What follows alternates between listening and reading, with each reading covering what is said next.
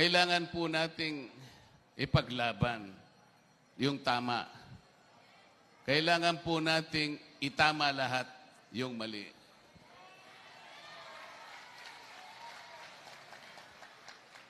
Ang kasalanan lang naman ni President Duterte, kung pwede nating tawaging kasalanan, ay yung minahal niya ang kanyang mamamayan.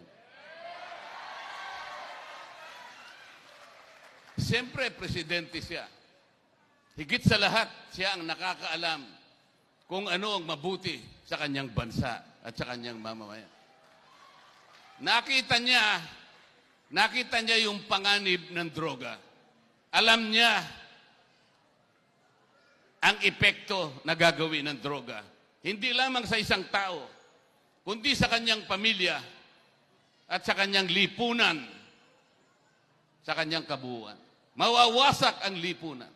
Masisira ang lipunan. Iyon ang nakita ni Pangulong Duterte.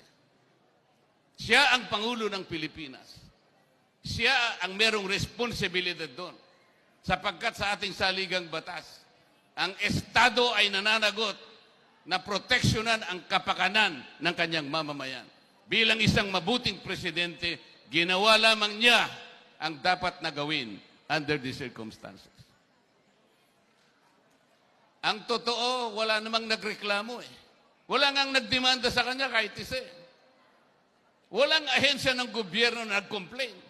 Binadgetan pa ito lahat eh. Budgeted.